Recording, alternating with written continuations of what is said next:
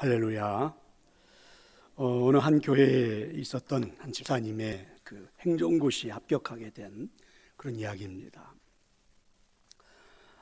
90년도에 이분이 행정고시에 지원을 했는데 그분이 지원한 그 분야에서는 5명을 뽑는데 시험을 통과해서 2차 시험까지 통과한 사람이 6명이었습니다. 이제 6명이 마지막 3차 면접을 본 거거든요. 면접 후에 6명 모두가 함께 그 근처에 있는 커피숍에 가서 서로 동성명을 하고 이야기를 나누었습니다. 그런데 이야기를 하다 보니까 6명 중에 믿는 사람은 자기 혼자뿐이었습니다. 그래서 이분은 합격을 확신했습니다. 하나님이 도와주실 것이고 시험도 수석을 노릴 정도로 잘 봤다고 생각했기 때문입니다. 그런데 이제 며칠 후에 합격 발표가 있었는데 가서 보았더니 자기 이름이 없습니다. 떨어진 겁니다. 한동안 멍해졌지요. 그리고 하나님께 물었습니다. 하나님, 6명 중에서 하나님을 믿는 사람은 저 하나뿐인데 어떻게 제가 떨어져야 합니까? 이 사람은 이 일을 어떻게 받아들여야 될지 마음이 안정되지가 않았습니다. 그래서 한번 시험 성적을 확인해 봤죠. 그랬더니 2차 시험까지 자신이 6등인 겁니다. 사실은 5명을 뽑는 거니까 3차 면접과는 상관없이 이미 2차에서 5등까지 합격이 결정난 거였어요. 너무 믿어지지가 않아서 각 과목 성적을 확인해 보았습니다. 그랬더니 본인이 제일 잘 봤다고 생각한 과목이 과락을 간신히 모면해서 42점을 받은 겁니다. 그래서 과목 시험을 칠 때는 이 과목은 정말 자신만만했거든요. 시험이 시작되자마자 그 단상 앞에 시험 문제가 딱 펼쳐졌는데 50점짜리 문제 하나, 25점짜리 문제 2문제였는데 50점짜리 문제는 자신이 예상했던 문제, 잘 알고 있는 문제였습니다. 그래서 너무 기분이 좋아가지고 아주 기분 좋게 쭉 써내려갔는데 결론을 내릴 때쯤 돼서 보니까 중요한 내용 한 가지를 빠뜨린 거예요. 10페이지를 썼기 때문에 다시 고쳐 쓴다는 것은 시간상 가능하지 않을 것 같아서 거의 결론 부분에 가서 빠뜨렸던 중요한 내용을 기록을 했습니다. 그리고 이 사람은 이렇게 생각했죠. 채점관을 믿은 거예요. 모든 내용들을 잘 기록했고 빠뜨렸던 중요한 부분도 결론 부분에 써놓았으니까 아마 잘 점수를 주리라 이렇게 생각을 했는데 결과는 그렇지가 않았습니다. 그래서 결국 잘 알고 있다는 그것 때문에 너무 자신만만했던 것이 화근이 된 겁니다. 한동안 이 사람은 마음을 잡을 수가 없었어요. 너무 고통스러워서. 그래서 이제 기도원에 올라가서 하나님 앞에 기도했습니다. 하나님, 어떻게 된 겁니까? 이제 나는 어떻게 해야 됩니까? 이렇게 기도하는 가운데 하나님이 이분에게 다행히 응답을 해 주었습니다. 자신을 향한 하나님의 계획이 있음을 믿음을 가지고 볼 수 있었습니다. 자, 이렇게 해서 이제 1년의 시간이 흘러가고 두 번째 고시에 도전을 했습니다. 1차 시험부터 2차 시험을 치르는 동안 얼마나 시험 문제가 어렵던지 2차 시험을 치르는데 동일하게 앞에 50점짜리 문제가 하나 나오고 그 다음에 25점짜리 문제 2문제가 나왔는데 50점짜리 문제는 지금까지 한 번도 본 적이 없는 문제, 예상도 못했던 문제, 전혀 알 수 없는 문제가 나온 겁니다. 답답해서 어떻게 할 줄을 모르고 안절부절하다가 1페이지부터 10페이지까지 답안지는 그대로 놔두고 11페이지부터 16페이지까지 25점짜리 2문제를 먼저 풀었습니다. 그리고 안절부절하며 하나님께 기도했지요. 하나님, 이 문제는 전혀 보지도 못한 문제입니다. 이제 어떻게 해야 합니까? 남들은 다 쓰고 있는데 그분은 하나도 한 30분 가까이 한자도 쓸 수가 없었다고 그래요. 하나님 어떻게 해요? 어떻게 해요? 하면서 기도하는데 어느 순간 갑자기 그 문제 중에 한 단어가 눈에 확 주목이 되어서 들어왔습니다. 전혀 듣지도 못했고 보지도 못했고 예상도 못했던 문제이지만 그 단어 하나를 가지고 간신히 실마리를 풀어서 남은 1시간 동안 남겨둔 10페이지에다가 다 답안을 적을 수가 있었습니다. 쓰긴 썼지만 이번 시험은 또 틀렸구나 이렇게 생각을 하면서 시험 문제 답안지를 냈다고 그러죠. 그런데 결과는 달랐습니다. 모르는 문제가 나왔던 그 과목이 78점을 맞아가지고 과목 수석을 했고 그리고 이득으로 고시에 패스할 수가 있었던 것입니다.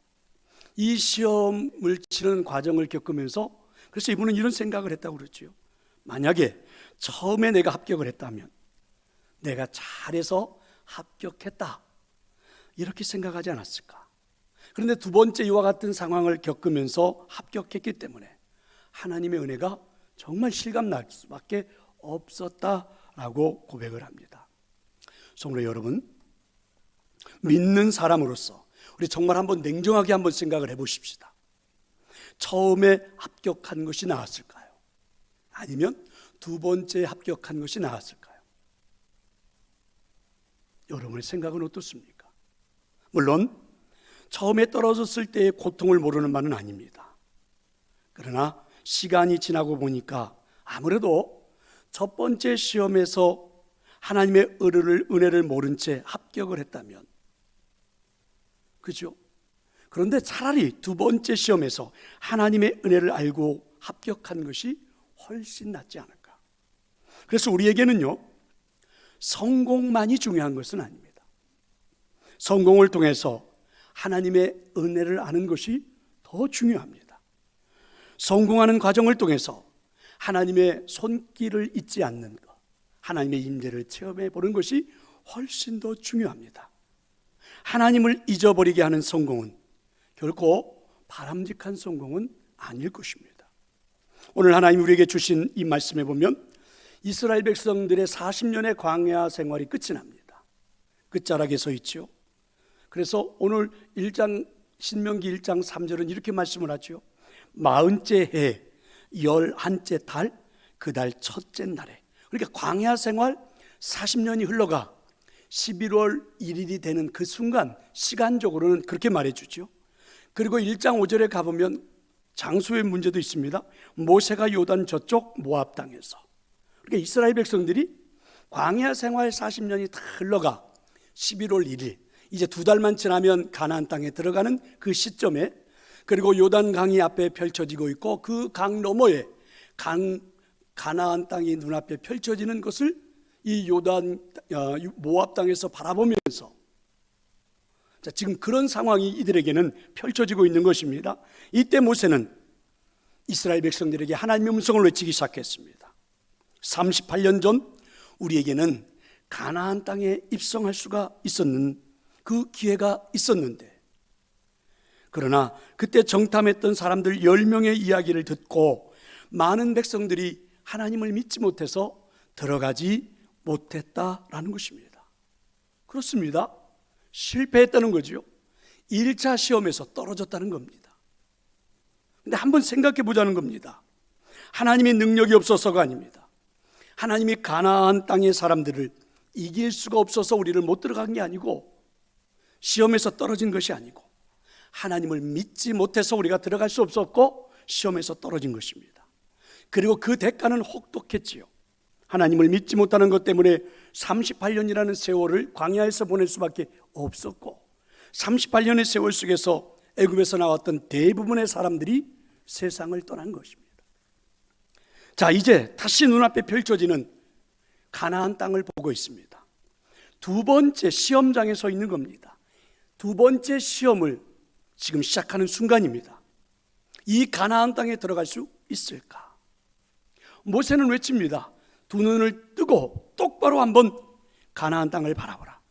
이 가나안 땅에 우리가 들어갈 수 있을까? 두 번째 시험에 우리가 통과할 수 있을까? 한번 생각해 보라는 것입니다. 성도 여러분, 가나안 땅이 우리에게는 어떤 의미일까요? 많은 해석들, 의미들을 붙이잖아요. 가나안 땅은 어쩌면 우리에게는 인생의 궁극적인 의미에서는 천국이라고도 말할 수 있겠죠. 그럼 우리가 일상의 삶에서는 이 가나안 땅이 여러 요소가 될 수 있습니다. 예를 들면 학생들에게는 고등학교에 합격하는 것, 대학에 합격하는 것, 또 젊은이들에게 취업을 하는 것, 또 승진을 하는 것, 또 어느 정도의 이제 일을 하다가 사업을 시작하는 그런 분들에게, 또 우리들의 일상 앞에는 이런 일들이 굉장히 많잖아요. 또 우리는 똑같이 경험하고 있는 이 바이러스와 같은 이 재앙의 이 난국 앞에서 그 다음에 우리 앞에 보여지는 이 가나안 땅, 지금 우리 앞에는 이 가나안 땅이 지금 펼쳐지고 있습니다. 보여지고 있죠. 그러면 누가 가나안에 들어가는 주인공이 될 수 있습니까? 누가 가나안 땅에 들어갈 수 있는 주인공이 될 수 있을까? 하나님의 음성입니다. 첫 번째, 하나님의 은혜를 아는 사람이 들어갈 수가 있습니다. 할렐루야. 자, 34절과 35절의 말씀이죠. 우리 같이 한번 읽어보겠습니다. 여호와께서 너희의 말소리를 들으시고 노하사 맹세하여 이르시되 이 악한 세대의 사람들 중에는 내가 그들의 조상에게 주기로 맹세한 좋은 땅을 볼 자가 하나도 없으리라. 하나님이 말씀하셨어요. 가나안 땅을 볼 자가 하나도 없다. 누구에게 말씀하시는 겁니까? 어떤 사람들에게 말씀하시는 겁니까? 여기 보면 이렇게 말하죠. 너희의 말소리를 들으시고 이 악한 세대 사람들 중에는, 그러니까 악한 세대 사람들은 절대로 가나안 땅을 볼 수가 없다는 거죠. 그럼 이 악한 세대 사람들이 누굽니까? 하나님이 악한 사람들이라고 말씀하고 계시는 것은 그 말을 했기 때문에 그들이 말소리를 듣고 이렇게 말씀하는 거죠. 그러면 그들의 말소리는 무엇입니까? 바로 오늘 이 본문 앞부분을 보면 알 수가 있는데요. 가나안 땅을 정탐하고 왔던 사람들, 그리고 그 10명의 정탐의 일꾼들의 이야기를 듣고 그들과 한 마음이 되어서 한 목소리로 말했던 사람들, 그들이 바로 악한 사람들입니다. 그 사람들은 그들이 했던 말소리는 무엇입니까? 그게 이제 26절부터 28절에 정확하게 기록을 해놓았습니다. 이렇게 말씀하시죠. 너희가 올라가기를 원하지 아니하고 너희 하나님 여호와의 명령을 거역하여 장막 중에서 원망하여 이르기를. 그러니까 원망한 사람들이죠. 뭐라고 원망을 했습니까? 여호와께서 우리를 미워하심으로 아모리 족속의 손에 넘겨 멸하시려고 우리를 애굽 땅에서 인도하여 내셨도다. 우리가 어디로 가랴? 이렇게 원망했던 사람들, 또 우리의 형제들이 우리를 낙심하게 하여 우리를 낙심하게 했던 사람들, 그 백성은 우리보다 장대하며 그 성읍들은 크고 성곽은 하늘에 닿고 또 거기서 안악 자손을 보았다. 이렇게 대부분의 사람들을 낙심케 만들었던 일들, 그렇습니다. 여기 악한 사람들은요, 악한 세대의 사람들은 원망하고 불평하고 믿음 없는 말을 했던 사람들의 이야기를 하나님이 듣고 지금 말씀하시는 겁니다. 이 사람들은, 그래서 하나님은 악한 사람들이다. 이 악한 사람들은 하나님이 그들의 말을 들으셨고 노하셨기에 가나안 땅에 들어갈 수가 없다는 것입니다. 이제 38년이 지나 다시 이제 가나안 땅을 바라보고 서 있습니다. 2차 시험을 치르려고 준비되어 있죠. 이제 그 가나안 땅에 들어가야 합니다. 누가 가나안 땅에 들어갈 수 있습니까? 어떤 사람이 가나안 땅에 들어갈 수 있습니까? 하나님의 은혜를 아는 사람입니다.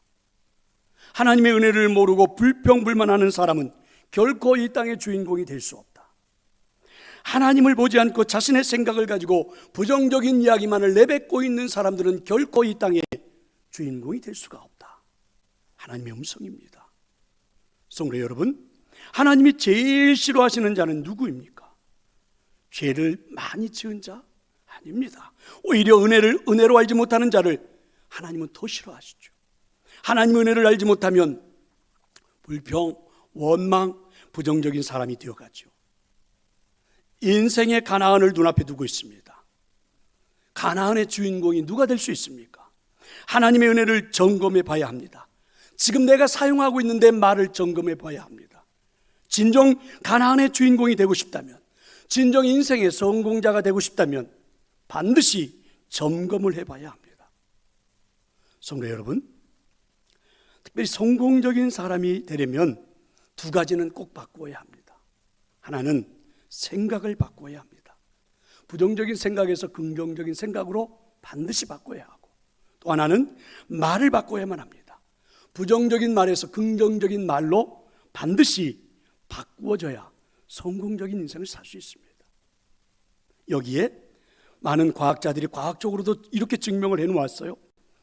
영국의 심리학자 하드필드 박사는 세 사람을 데려다가 임상 실험을 했습니다. 세 사람을 앉혀놓고 이들에게 3번의 실험을 했습니다. 첫 번째 실험은 그냥 보통 하던 그대로 이 손으로 무엇인가를 치는 이 악력 테스트를 한 겁니다. 자신들이 보통 하던 대로 한번 지어보라 해서 악력 테스트를 했더니 한 101파운드 정도 나오는 것들을 질 수 있는 그런 것이었어요. 보통 정도. 언제나 손을 쥐면 101파운드는 질 수 있는 악력이 있었어요. 두 번째 실험입니다. 이 사람들에게 당신은 약하다, 당신은 형편없이 기운이 없다, 당신은 뭐 이러면서 부정적인 이야기를 한참 심어주고 그 다음에 한번 악력을 테스트해 봤더니 이게 웬 말입니까? 101파운드씩을 손에 쥐던 이 사람들이 29파운드밖에는 악력이 나오지 않는 거예요. 3분의 1밖에 되지 않습니다. 세 번째 실험을 했죠. 이분들에게 당신은 강하다, 당신은 장사다, 당신은 할 수 있다, 이래가지고 긍정적인 생각을 심어주고 다시 한번 손에 쥐게 했더니 그래서 악력이 142파운드가 나온 겁니다. 그러니까 여러분, 가만히 있는 사람을 그 자리에다 두고 평상시 보통 손에 쥘 수 있는 파운드는 101이었고 부정적인 생각을 심어준다면 했더니 3분의 1밖에 되지 않는 29파운드였고 거기다가 긍정의 말들을 심어주고 했더니 142파운드가 나오는 놀라운 실험이 나온 거죠. 그러니까 여러분, 우리 신체도 우리 입술에서 나오는 말로 제어할 수 있다는 과학적인 증명을 해낸 겁니다. 천주교에서 어느 그 수녀 서원식에서 한 180명이 참여해가지고 서원식 하는 자리에다가 자기 삶을 소개하는 간증문을 쓰게 했다고 그랬죠. 그러고 나서 이제 이 사람들이 70년이 지난 다음에 한 심리학자가 이들이 써놓았던 그 간증문을 분석을 해보았습니다. 놀라운 것이 발견된 겁니다. 그 간증문을 썼던 수녀들 중에 자신의 인생을 긍정적으로 평가했던 사람들, 그들을 대부분은요 70년이 지났는데도 90% 이상이 살아있었습니다. 놀라운 거는 자신의 인생을 부정적으로 보고 평가했던 사람들은 거의 다 죽고 30%밖에 살아있지 않았습니다. 놀라운 일들이었죠. 여러분, 대뇌학자들의 연구에 의하면 우리들이 사용하고 있는 말은 이 뇌세포에 98%의 영향을 미친다고 그러죠. 우울증을 앓고 있는 사람들은 대부분의 긍정의 말을 하면 효과를 볼 수 있다는 얘기예요. 근데 역으로 말해보면 우울증을 앓고 있는 사람들이 내뱉고 있는 말들을 보십시오. 긍정의 말들은 거의 없습니다. 다 우울한 말들이죠. 부정의 말들이죠. 결국 과학적으로도 증명이 됩니다. 그렇다면 어떻게 우리의 생각과 말을 바꿀 수 있습니까? 어떻게 하면 우리의 생각이 바뀌고 우리의 말이 바뀌어질 수 있습니까? 성경은 우리에게 이렇게 말씀하십니다. 하나님의 시각으로 보면 된다. 믿으시기를 축원합니다. 그래서 여러분, 우리가 말을 할 때는 항상 주의할 것이 있습니다. 하나님께서는 우리가 하고 있는 말을 하나하나 다 듣고 계신다. 우리들의 말 하나하나에 대해서 하나님은 판단도 하신다는 거죠. 그래서 우리는 말을 잘 해야 한다는 것입니다. 우리가 하나님 앞에 섰을 때에 가장 많이 심판받을 것이 무엇입니까? 그건 도둑질도 아니고 폭력도 아니고 우리들의 말이라는 것입니다. 사람들의 마음을 아프게 한 죄, 낙심케 한 죄, 특별히 공동체, 교회와 같은 공동체를 화목을 깨뜨린 죄, 이 모든 죄가 다 무엇으로 시작됩니까? 바로 입으로 짓는 죄, 말로 하는 것이죠. 그래서 성경은 우리에게 말합니다. 항상 하나님의 은혜를 가지고 말할 수 있어야 된다. 우리가 하는 말에 불평이 사라져야 되고 우리가 하는 말에 부정적인 것이 사라져야 된다는 것입니다. 생각해보면 말은 참 신기합니다. 내 자신의 삶과 인격을 좌우해 주기도 하죠. 내가 사용하고 있는 말은 내 인생의 미래까지도 포함시켜 주기도 하죠. 여러분, 칭찬의 말을 해보십시오. 긍정의 말을 한번 표현해 보십시오. 무엇보다도 자신이 정말 큰 그릇이 되어 있지요. 반면에 여러분, 이상하게 원망과 불평과 부정의 말을 해보십시오. 마음도 찜찜해지지만 그 자신이 그렇게 작아 보입니다. 늘 부정의 말로, 원망의 말로, 불평의 말로 하는 사람이 위대해 보이고 커 보입니까? 아니에요. 형편없어 보일 때가 많습니다. 독일에서 한국으로 귀환한 이한호 씨에게 누가 물었지요. 당신은 어려운 일이 있을 때 어떻게 하십니까? 왜냐하면 이분은 늘 얼굴에 환한 미소를 띄우고 다녀서 그렇게 물은 거예요. 그랬더니 이분의 대답은, 저는 어려운 일이 있을 때 그때는 그냥 웃고 기뻐하려고 합니다. 여러분, 믿음이 없는 사람도 인생에서 그렇게 인생을 살아가려고 노력하고 있습니다. 하물며 믿음을 가지고 살아가는 우리가 기분대로 말하고 기분대로 그럴 수는 없습니다. 괴테가 우리에게 이렇게 말을 해주었죠. 기쁨이 있는 곳에는 사람과 사람의 결합이 이루어진다. 100%인 것 같아요. 여러분, 기뻐하며 즐거워하는 사람 옆에는 친구가 많습니다. 우울하고 불안해하고 불평하고 원망하고 부정의 말을 하는 사람 옆에는 이웃이 친구가 없지요. 저는 여기에다 한마디 더 보태고 싶습니다. 기쁨이 있는 곳에는 사람과 하나님의 만남이 이루어집니다. 놀랍지 않습니까? 긍정의 말, 긍정의 생각, 긍정의 믿음이 저는 여러분에게 넘쳐나기를 축원합니다. 가나안의 주인공은 말에서부터 시작입니다. 가나안의 주인공은 하나님의 은혜를 알고 긍정의 말을 하는 자가 주인공이 될 수 있습니다. 오늘 이 시간 예배하는 여러분 모두가 그런 주인공이 될 수 있기를 축원합니다. 누가 가나안에 들어가는 주인공이 될 수 있습니까? 온전히 순종하는 사람이 들어갈 수 있습니다. 자, 여러분 36절의 말씀이죠. 같이 한번 읽어보겠습니다. 오직 여분네의 아들 갈렙은 온전히 여호와께 순종하였은즉 그는 그것을 볼 것이요 그가 밟은 땅을 내가 그와 그의 자손에게 주리라 하시고. 여기 보면 온전한 순종이라는 말을 썼는데 도대체 온전한 순종이라는 말이 무슨 의미입니까? 반대되는 개념을 이해해보면 쉽게 알 수 있죠. 이런 겁니다. 순종을 하겠다고 하면서도 자기의 생각을 내세우는 것, 자기의 감정에 앞서는 것, 이와 같은 것들은 온전한 순종이라고 할 수가 없습니다. 예를 들어 볼게요. 38년 전의 일이죠. 가데스 바네아에서 이스라엘 백성들은 가나안 땅을 바라보고 섰습니다. 12명의 정탐꾼을 뽑았죠. 여호수아와 갈렙이 포함되었습니다. 이들의 임무는요, 가나안 땅을 정탐하는 것입니다. 40일 동안 정탐을 하고 이제 이들은 돌아왔습니다. 그들에게 맡겨진 일들을 충실하게 순종을 한 것입니다. 모세의 명령대로 40일을 정탐하고 그리고 그 땅의 열매를 가지고 돌아왔고, 이제 이들은 정탐했었던 이야기들을 말하기 시작했습니다. 10명의 사람들은요, 정탐했던 일들을 자기들의 생각과 자기들의 관점을 가지고 말하기 시작했습니다. 거기에 자기들의 감정까지 실었습니다. 이 10명의 정탐꾼들이 이렇게 말했습니다. 가나안 땅은 살기에 척박한 땅이다. 성읍이 정말 견고하다. 우리는 주인공이 될 수가 없다. 결국 하나님은 우리를 애굽에서 탈출하게 하신 이유가 죽게 하는 것이다. 우리는 다 죽게 되었다. 우리의 지도자 저 모세는 사기꾼이다. 심지어는 흥분하기 시작했고 돌을 들어서 모세를 치려고까지 했습니다. 자, 이들은 충실하게 순종하고 돌아왔지만 이들에게 나타난 결과는 이랬습니다. 그런데 여러분, 갈렙은 달랐죠. 그 땅의 열매를 가져왔고, 과연 이 땅은 하나님이 말씀하시던 젖과 꿀이 흐르는 땅이다. 하나님이 우리를 이 땅으로 인도하실 것이다. 하나님이 인도하시기에 가나안 사람들이 강해 보여도 우리의 밥이 될 것이다. 흥분하지 않고 차분하게 하나님의 말씀으로, 하나님의 은혜로 한마디 한마디 표현했습니다. 성경은 이것을 온전한 순종이라고 말합니다. 성도 여러분, 가나안 땅의 주인공이 누가 될 수 있습니까? 온전한 순종을 하는 자입니다.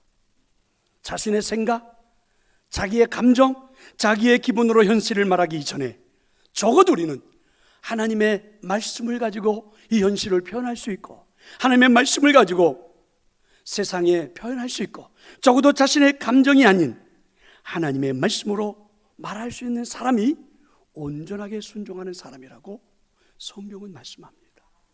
그리고 그가 가나안 땅의 주인공이 될 수 있다라고 하나님이 말씀해 주십니다. 모세의 경험도 여러분 한번 생각해 볼래요? 무리바 반석 사건 아십니까? 무리바라고 하는 지역에 왔을 때에 이스라엘 백성들이 물이 없어서 갈증을 느낍니다. 죽게 되었다고 아우성을 칩니다. 아무리 주변을 돌아다 보아도 물이 나올 만한 곳이 한 군데도 없습니다. 다 바위 덩어리뿐입니다. 그런데 이스라엘 백성들은 원망하고 불평하고 소리 지르죠. 모세가 그들의 소리를 듣다가 너무 화가 나서 참다 못해서 지팡이를 들어서 바위를 내리쳤습니다. 그 바위에서 물이 나오기 시작했습니다. 이스라엘 백성들이 충분히 갈증을 해결하고 그리고 물을 통해서 그들이 먹고 싶었던 것들을 해결이 됐습니다. 그런데 하나님은 그 모습을 보고 모세에게 말씀하시죠. 짜증과 우라가 섞인 너는 거룩하지 못한 모습으로 했다. 온전한 순종이 아니라는 것이죠. 그래서 그 사건으로 모세도 하나님은 가나안 땅에 들어갈 수 없다라고 말씀하셨습니다. 우리는 이런 경우를 가정에서도 교회에서도 많이 봅니다. 가정에서도 여러분 보세요. 우리 자녀들이, 저도 우리 집에서 자주 봅니다.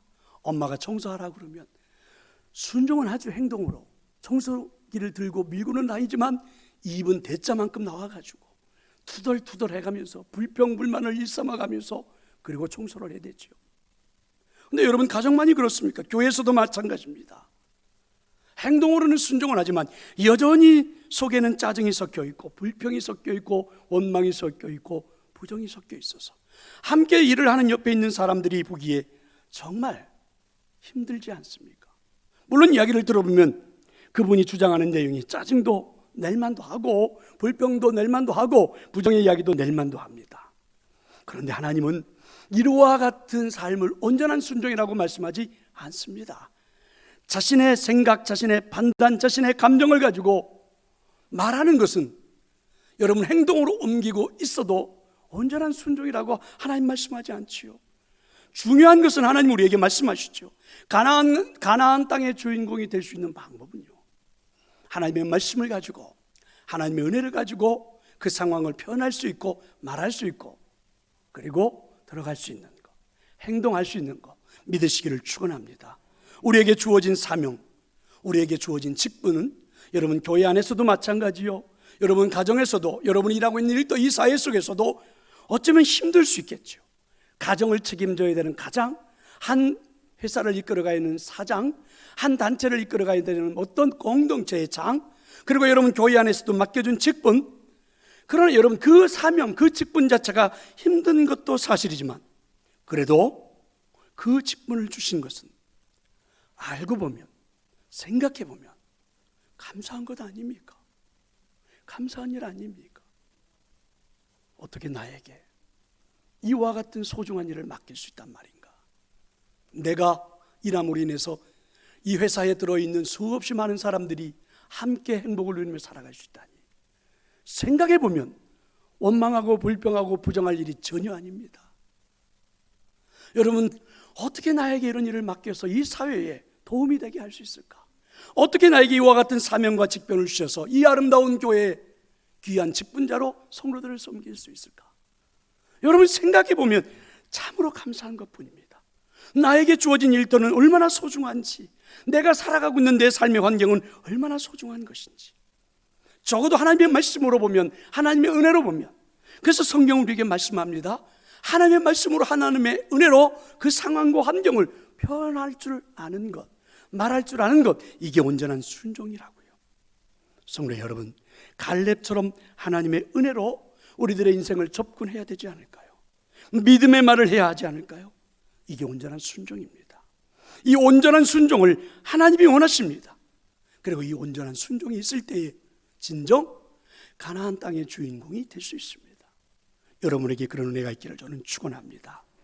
누가 가나안에 들어가는 주인공이 될 수 있습니까? 순수한 사람이 들어갈 수 있습니다. 자, 여러분 39절의 말씀입니다. 같이 한번 읽어보겠습니다. 또 너희가 사로잡히리라 하던 너희의 아이들과 당시의 선악을 분별하지 못하던 너희의 자녀들도 그리로 들어갈 것이라. 내가 그 땅을 그들에게 주어 산업이 되게 하리라.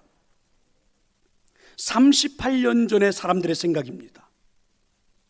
가나안 땅에 들어가면 우리 아이들은 다 포로가 될 거다. 하나님은 반면에 이렇게 말씀하셨습니다.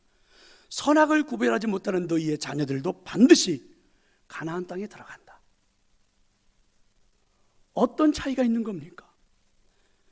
사람들은 이렇게 생각했죠. 이 철부지 같은 우리 아이들이 가나안 땅에 들어가서 견뎌낼 수 있을까? 다 죽는다는 거죠. 사리 분별을 못하는 어린 자녀들은 결국은 노예가 되든지 죽든지, 이게 그 당시 사람들의 생각입니다. 반면에 하나님은 달랐습니다. 선악을 분별하지를 못하지만 하나님이 들어가라 하셨기에 들어가면 들어갈 수가 있고 그 땅의 주인공이 될 수 있고 그 땅에서 번성하게 될 것이다. 하나님의 음성이죠. 여기에서 표현되는 아이들을 주목해 볼 필요가 있죠. 38년 전에 실패했던 사람들, 1차 시험에서 실패했던 사람들의 생각은 어떻게 저렇게 철부지 같은 아이들이, 저 어린 아이들이 뭘 할 수 있어? 어떻게 거기에 가서 가나안 땅의 주인공이 될 수 있어? 이렇게 이들은 생각했습니다. 결코 불가능한 일이라고 생각했습니다. 그게 실패의 원인이었어요. 반면에 여러분, 하나님은요, 선악을 분별하지 못하는 아이들은 오히려 순수하다고 말씀하셨어요. 그렇습니다.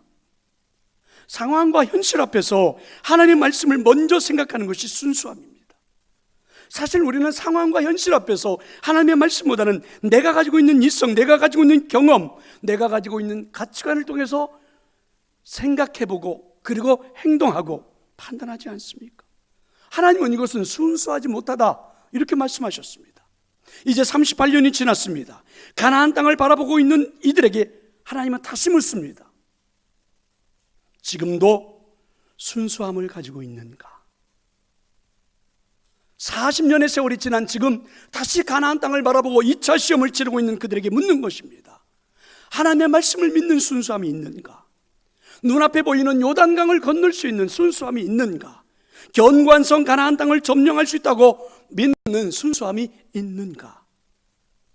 그 순수함만이 주인공이 될 수 있기 때문에 그렇습니다. 성도 여러분, 여러분도 가나안의 주인공이 되고 싶다면 여러분의 삶에서, 여러분의 생각 속에서, 여러분의 삶 속에서 순수함을 먼저 점검해 봐야 합니다. 나의 믿음의 순수함은 어느 정도일까?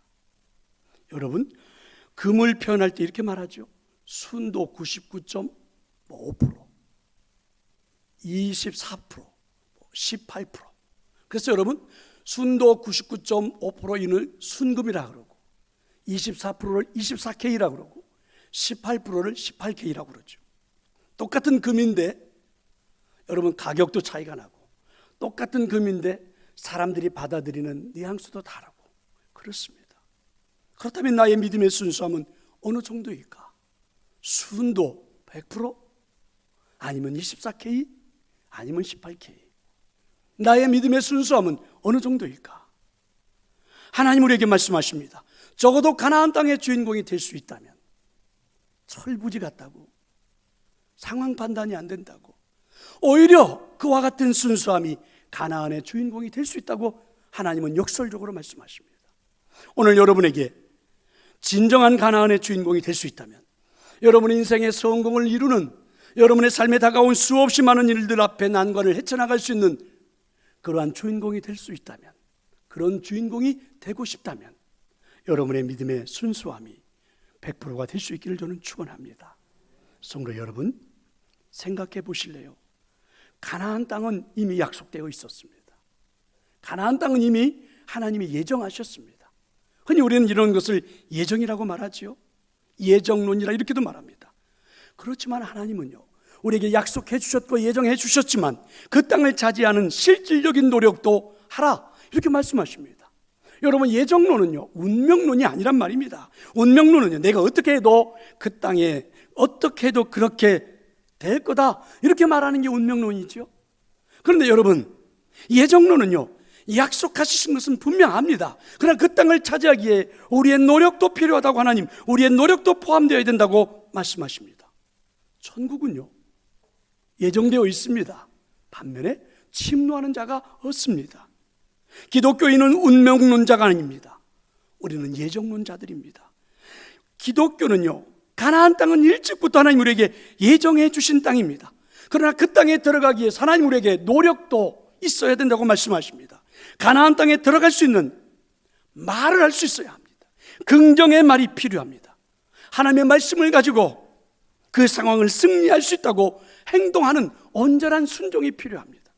더 중요한 것은 적어도 금처럼 99.5%의 순도라는 순수함의 믿음도 반드시 있어야 하는 것입니다. 우리 인생에는 행복이 예정되어 있습니다. 그러나 그 행복은 결코 운명론이 아닙니다. 예정되어 있는 행복, 눈앞에 가나안이 펼쳐듯이 우리 앞에 행복이 와 있는 것 사실입니다. 그러나 그 행복을 누리기 위해서 하나님 우리에게 말씀하십니다. 우리의 노력도 필요하다고요. 내 앞에 펼쳐지고 있는 그 모든 행복을 바라보고 하나님의 은혜로 말할 수 있어야 합니다. 나는 구원받았기에 행복하다. 적어도 나는 하나님이 나의 아버지기에 행복하다라고 상황을 놓고 표현할 수 있고 순종을 해야만 하는 것. 중요한 것 100%의 순도가, 순수함이 있어야 한다는 것입니다. 성도 여러분, 가나안에 들어가는 주인공이 되고 싶습니까? 행복을 누리는 인생의 주인공이 되고 싶습니까? 눈을 들어서 여러분 한번 살펴보세요. 가나안 땅이 여러분 코앞에서 펼쳐져 있습니다. 눈을 들어서 한번 살펴보세요. 행복이 여러분들의 코앞에 와 있습니다. 누가 주인공이 되는 것입니까? 누가 주인공이 되는 것입니까?